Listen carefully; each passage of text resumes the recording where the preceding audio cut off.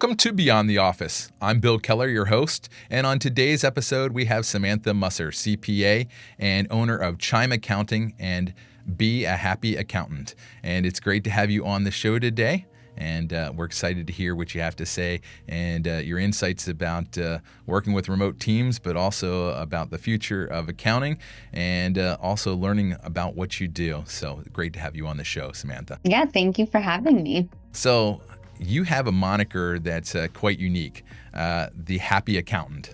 And so that's not something that you normally think of accountants and happy. I'm not saying that doesn't happen, but I'm just curious, how did you get that name? And, is that something that you really strive to be? How did you get that? I'm getting this question a lot lately, and I feel like I keep trying to go back in time to figure out the point. I think I was at a point in my career where I wasn't loving accounting and feeling like, can I actually stay in accounting forever?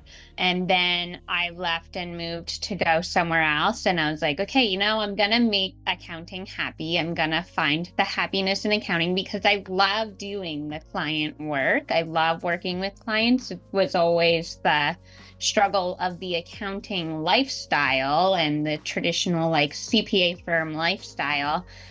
So that's what I want to change and make it a place where you still can do accounting, because some of us accountants are nerdy and love that, but also still be happy and not have that typical CPA lifestyle. And so I'm curious, as you made up your new company, Chime Accounting, it's coming up on a year now since you made that, I believe.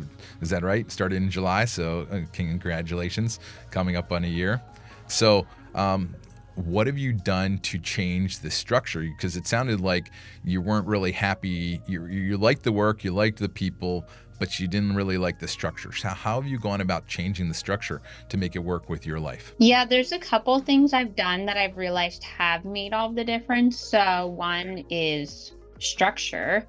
I am very structured in terms of my processes and when we do things and how we do things. I mean, so many people are like, choose a niche. And I'm more like, I choose how I want the work to be done. And if companies fit in that, then that works. So that really makes things organized and the ability to plan and not say yes to everything.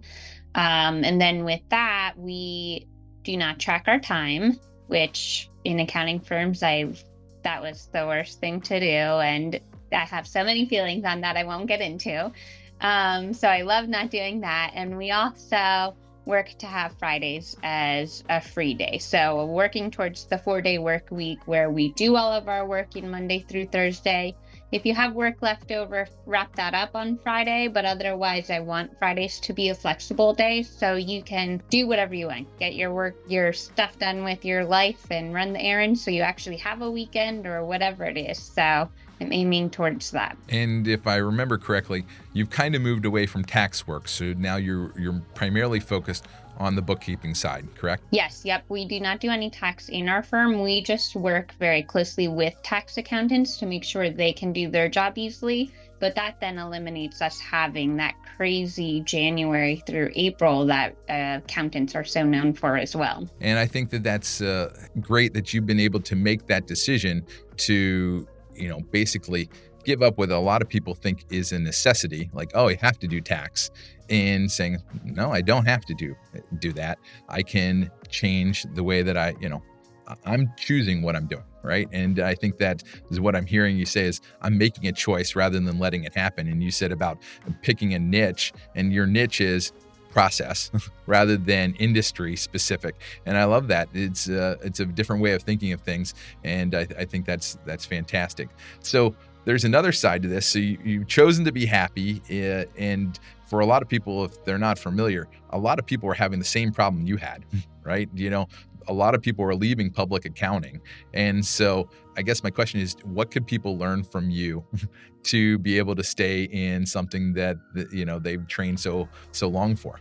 Yeah, I mean, like, I think what I'm doing is unique, but it's not totally unique. There's a bunch of firms like me, and we're all trying to get together and make the accounting industry more appealing for people. I mean, there's hardly any accounting. It's coming up now, it seems like.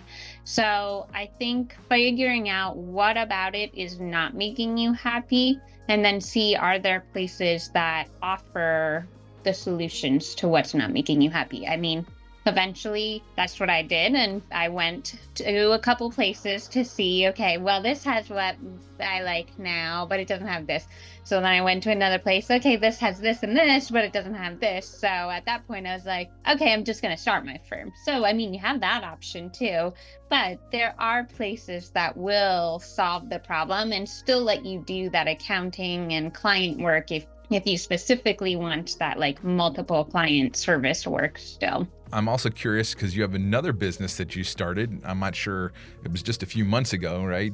Be a Happy Accountant. So can you tell us a little bit about that and how you're helping other people in that world as well to get the happiness that you found? Yeah, so I started that at the beginning of this year, and that really evolved out of the fact of me being on LinkedIn and being very present there and realizing my audience there was accountants who were like, oh, I love your approach to accounting and be a happy accountant and all of that.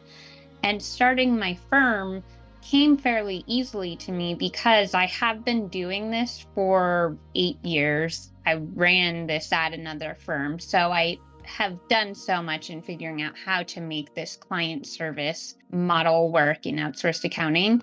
And that made me realize, like, I have these insights to offer to people who also really want to do this type of work and build a firm like this. But if they're coming from tax or audit or just not actually running this, the process is that's just foreign to them, how to set that all up. So long story short, Be a Happy Accountant is going to help people set up accounting firms similar to this that provide that outsourced accounting. So I'm going to give them insight into all of my processes, templates, technology that I use, everything I use, so they can do this instead of 8 years of figuring everything out. They can do 8 weeks of figuring it out or whatever it is. That's awesome.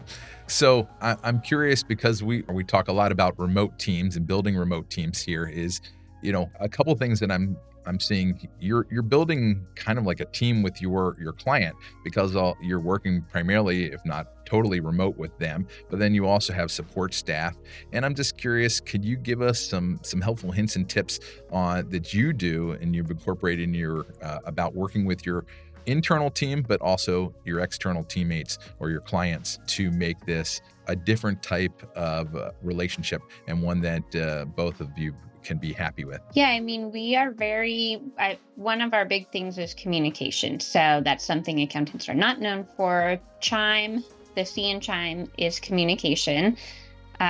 So we are very much on always being available to our clients, but we're very specific about that. Like, we have a weekly client will say every Tuesday is when we'll work on your work. So they know and we know exactly what we both expect. We have clear, like, email lines, accounting emails for those clients, so they can very easily have communication there. They're like vendors or their clients or customers can communicate there too. So we're really a part of their team without being on their payroll. We'll go into their Slack channels and stuff like that so that their team can talk to us and ask us questions easily. So we really try to make ourselves part of their team with boundaries around it. So we're not just inundated with questions all the time. Everyone knows, like, what our boundaries are. So, and that's pretty well respected too. So that's what allows us to balance everything too. I think that's the hardest thing in business, at least, is drawing those boundaries. And so it's amazing that you've been able to do that, because oftentimes and maybe you were at that place, basically you get to your wit's end and say, I'm done with this. This has got to change. How do I get to a different level? And until you get to that point of, I'm ready to call it quits. And it sounds like you were there. Real change never happens. And so I think that's that's awesome that you've been able to do that. But still, even when you get to that point, you often fall back into the same type of patterns that you were doing before, just because you've been doing it for, in your case, 8 years, or for somebody else, it might be 20 or 30 years. And how do you get yourself out of that? And so I think that's wonderful that you've been able to set those boundaries. So communication is key. Anything else that you see in setting up that relationship? Probably more from an internal side this time. The external side, it seems like you've really set those boundaries. Is there a point for boundaries within the internal team as well? Well, we're very organized in terms of our workflow and keeping all of that clear for people so that they do just catch what they're supposed to do. We use Monday.com, and we put everything into a workflow and the tasks. So that just really keeps us on track. And then, we're always just talking throughout the day, and it's not just work talk. I love to get to know my people. That's very much my management style of having the personal side versus just being work, and really become a friend to a point where they feel comfortable to share ideas. And the first person I hired, I was like, we're very small. You're going to do all the things right now, but you will be a part of the growth and the change. Like, you have a voice, you make a difference. And she does make a difference. I wouldn't be where I am today without that first person I hired. So that's awesome. So I'm curious, I know that you also work overseas. You have somebody in the Philippines, is that correct? Yep. So could you tell our audience, what was that process like? What was it, what were some of your fears and apprehensions when you first started that? And, what were some things that might have surprised you? Yeah, so I've been using overseas people for years now as well, about 5 years probably. Started in India and then had Philippines at other places. So I had worked with this firm prior at another place that outsources through the Philippines.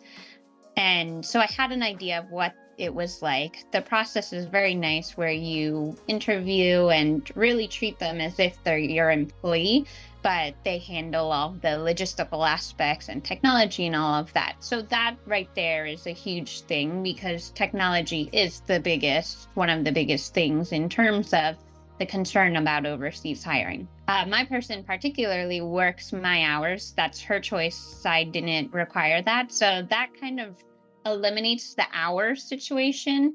That's the challenge though with overseas. When you get a person, I wonder that when I think about hiring the next person, do I want them to work whatever hours they want, or have an overlap, or work my hours? So I think that's the biggest challenge to work through. I think it depends on the work though. You should be able to have some work that you really don't need that person working your hours. They can get it done. It's there for you the next day. But there will definitely be times where you need them to be on US hours or your client's hours, whatever that is, to be there for communication. So it's a balance of the work that you have and what is really needed to evaluate how you go. In terms of the people, amazing workers. So I'll continue to hire overseas. My clients love my person in the Philippines. She's wonderful. So I think people are getting more used to that idea, that it's not as taboo as it would have been probably 10 years ago or whatever. So I love it. Have you experienced any pushback? How is the communication? Does your person in the Philippines communicate directly with them, or, what's that look like? He does. And now when I'm talking to clients, I tell them up front, I have a staff person. She's in the Philippines. She's great. You're going to love her. I haven't had any issues.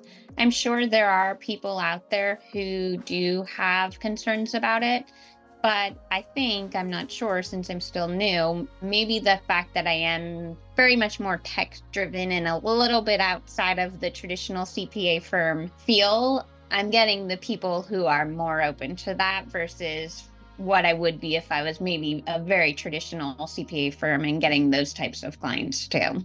That makes sense. But, I think the thing that I heard you say is, I tell everybody right up front. I think that when people are not upfront with the process, that's where issues start to come up, like, oh, I didn't know that, right? But if you're very upfront with, this is just how we work, right? This is what we've experienced in the marketplace. And I think the reality is, and you could correct me if I'm wrong, most people wouldn't be going overseas if they could find help here. Yeah. That's, that's just the long and short of it. And so the reality is, you want this work done? We're going to have to find a different way, because if you've ever been out there trying to find a good accountant or bookkeeper, to do basic entry accounting, it can be difficult. Yep. Has that been your experience? Yeah. I take it through your firm? It definitely is. I mean, there are some good people here, but staffing a full firm with people from here is very challenging. So why would you say that? What do you think is changing? Why are we experiencing that? Is it just a fall in the number of people in the labor force, or do you see a change in education or people's interest? What's your idea why that's happening? I mean, in my mind, I attribute it to the younger generations coming up just want a different lifestyle that typical accounting hasn't provided. I mean, flexibility, not the crazy hours, more of a voice in the company. I feel like they have an entrepreneurial spirit to them. So not everyone's going to be an entrepreneur, but to be able to have a say in what's happening in the company and not feel like your every move is being tracked. So like hour tracking and all of that. I just think that's not appealing to the younger generation. So they're going elsewhere into other types of fields that have more of that appeal. So there's something you're saying, they want a different type of firm. So could you talk, I had somebody just on the show, Jody Padar, and she was basically saying that the firm model as it currently exists isn't working.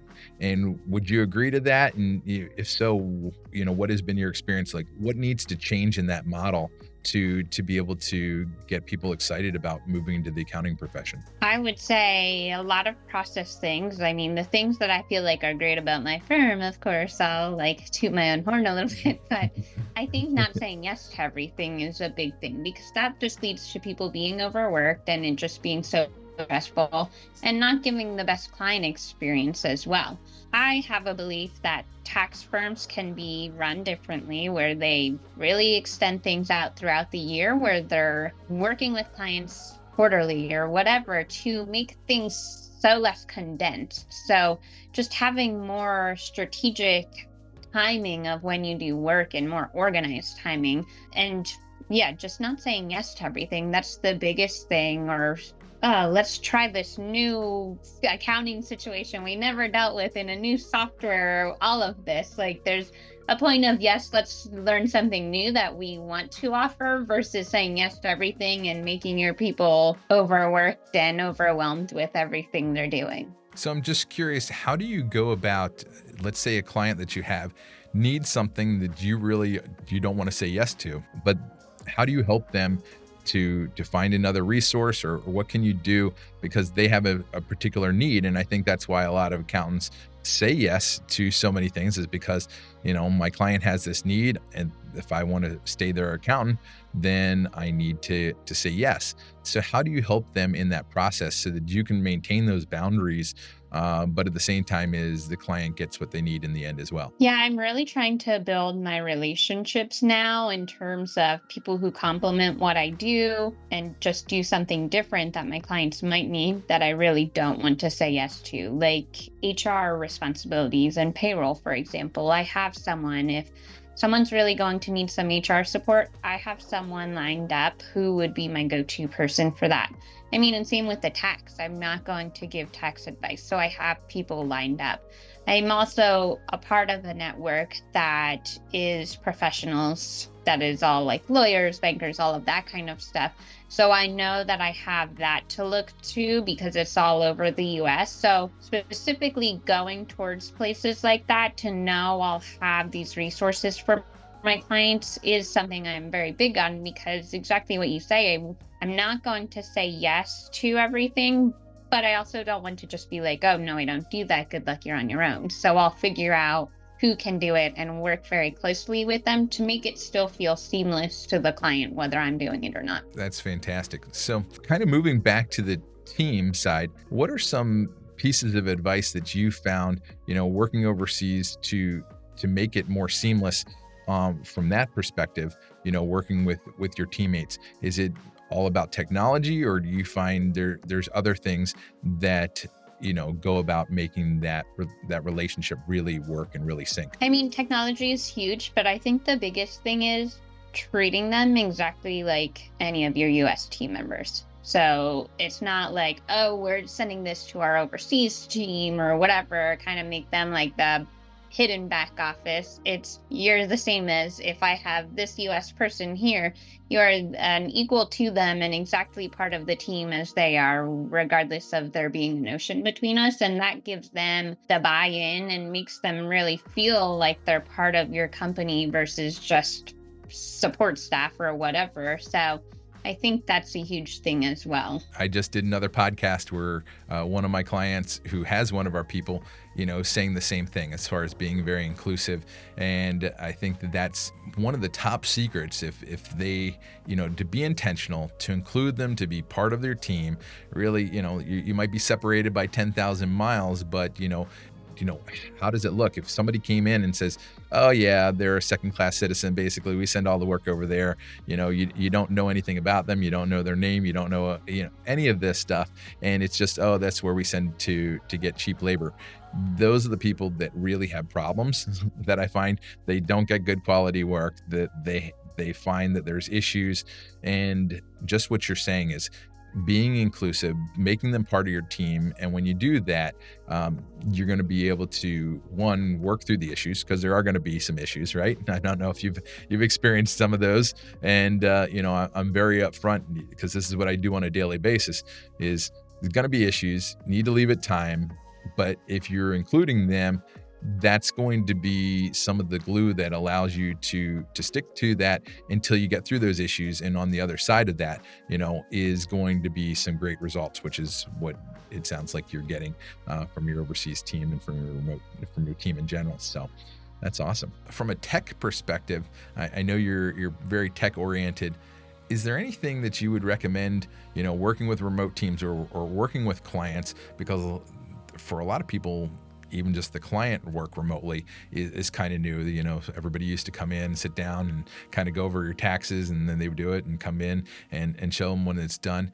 What are some of from the tech things that you think people need to learn that you're not seeing they're really incorporating the way you think they should? I think really making everything electronic. When I see like clients who are still writing out checks or anything with a check, I'm like, my soul dies a little bit inside.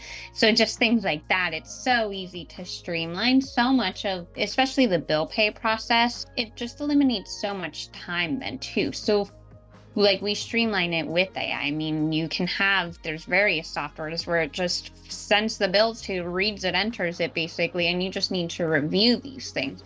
So I really want to streamline everything that I can, so you're not paying for someone to do something that truly can be done by AI. So we're really spending our time looking at the numbers and digesting it. I think that's the other thing. When it was so manual, it's like, oh, well, I just want to get this done. And once you're past the very basic part of the bookkeeping, you're burnt out and just ready to move on to the next thing that you really don't put your mind into it. So using technology to get any of those mundane tasks done is really the huge thing. And then I think also, like I have said before, only saying yes to the technology that makes sense for you. So I've had times where I'm like, this is my process, and then someone comes in and they're a bit outside of the process. Every time I have said yes to that, I have regretted it every time, because I'm like, this is exactly why I have this process in place for this, because it doesn't work that way. Like something so simple as we get access to accounts, and so it's on codes that go to our phone. I mean, there's two-factor authentication for everything. I have a client where it still goes to her phone, and every time I work on it, I'm like, this is exactly why I don't do this, because I'm just held up by these other factors outside of my control. So really setting those boundaries and processes and stuff and sticking to them, because when you don't, you will remember why you have those. Yep, you quickly learn. But in today's world, from a tech side, access to accounts, you don't have to give nobody has to really actually give you the passcodes. They can just give you access to access those through using, password keeper or any of those things, and they can revoke it at any time. So I think a lot of people think they're keeping themselves secure, but really what they're doing is annoying themselves by having to get all these codes and other things that they don't really need to do. And so I think that's some great advice. So as far as what advice would you give, as we kind of wrap up here, what advice would you give to another person who was looking at using remote staff, or, what are things that you would think of that they need to be considering that they might not be thinking about in the I moment? think in terms of using remote staff, the biggest things I've realized work better is, like I said, treating them like your own team members. So that means hiring through a firm where you are truly getting that person versus your work's kind of going into a pool of people. Having that dedicated person makes all of the difference. And really looking into the firm that they are going through, I've noticed that big outsourced firms and all kind of treat those people as a number, and it's not really pleasant to work for them, versus having smaller firms similar to what you have and what I experience. It really brings better people to you. So they're just treated with much more respect and not just as a number, same as we would treat people here, really as an employee. And that makes the biggest difference, because all of this funnels through not only to you, but then to your employees or your clients. So your client isn't going to want to have it, you're funneling through all different people. They want a steady person, and that's how you get a steady person, is really intentionally selecting who you're going to hire versus it kind of being a free-for-all. And that's great advice for those of you who are not in the industry. This happens quite a bit where they service will use a pooled resource model, and they often have a connector who you think is your contact, but actually the work's being done in the background by somebody else. And that connector is the person who speaks English better, or is somehow the communicator, and is actually working on multiple different accounts. They may or may not tell you that. And that's where often it goes awry, because, one day you're getting work done by somebody and it turns out great. And the next day you're getting work done by somebody else. And you're like, okay, you think it's being done by the same person. And you're like, what happened here? And you can quickly tell that it's not the same person. So that's what you're talking about, that dedicated resource. And I think that's super important as well, something that we focus on. But even if we didn't, but just been my experience, having that repeatability, having them be able to get to know your work, get to know your clients, get to know your process, your tech stack, all of that leads to much better results in the end. So that's a great example. But then you also talked about is you want to be a happy accountant, you want happy employees who are going to make happy customers. And that's really important as far as from a cultural perspective, because working overseas, they typically have a different cultural take on employment and hierarchy than we do here in the States. And so building that hierarchy in a different way overseas can take a lot of time, effort, and energy. And so finding the firms that do that and do that well can be a difference, because really the people feel empowered, and they want to do great work. They feel like you were talking about, they're not just a number, and making sure that, way a lot of firms work, they hire a very good, well-spoken individual. He's the connector we talked about. And then they hire what they call freshers in the background, people that are just out of college, and, they need work as well, but they pay them a pittance, and, and they move them on. They might be there for a couple months, maybe 6 months, maybe a year, and then they're moving on as soon as they can find a better job, in which they should. And so with other firms, that's typically different, where they're looking for longer term, more stability, and making sure that their clients in the end, meaning, the CPA firms that they're working for are being taken care of, and making sure that they are going to have continuity over an extended period of time. Yeah, and I think something you just said made me think about this in terms of, if you are just doing it because in your mind it's cheap labor, it probably won't work. If you're doing it because it's more affordable labor, but also good resources that you can be tapping into throughout the world, that's when it can work better. So I think if you're just a cheap labor mindset, maybe not going to work out for you. So we'll see. I think when I first started the company, I thought that that's where it was going to go. People were looking for ways, not necessarily were looking for cheap labor, but as business owners, we're constantly looking for ways to go, okay, how can I make more margin? Sometimes we're struggling as business owners. We're not getting where we need to go, and you're figuring out what levers can I pull. But the reality is, I found that the people that really do well is making sure that what they put first, let's find great staff. And second, okay, we get a lower cost. We get both benefits. But if you take that and switch it around and say, oh, we're looking for lower cost, and then, put the people aspect after that lower cost, you don't get 100%. either. Mhm. And so, yeah.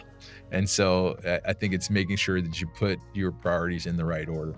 And that's great advice. So where can people find more about what you do, whether that's accountants who want to be happy and learn what you're doing and learn about your systems, or whether that might be somebody who would need your accounting services for their business? Where can they find out more about you and your work? Yeah, sure. So I'll give you 3 places. On LinkedIn, I'm Samantha Musser, CPA. My business website for the accounting firm is chime.cpa. And then we have for accountants, beahappyaccountant.com. So lots of places. And you're very active on LinkedIn. I recommend you look her up there. She does a great job and has built an incredible presence on social media. And she's a great role model, whether you're in the accounting profession or otherwise. So thank you so much for being on the show. And for Beyond the Office, I'm Bill Keller, and we look forward to seeing you next time.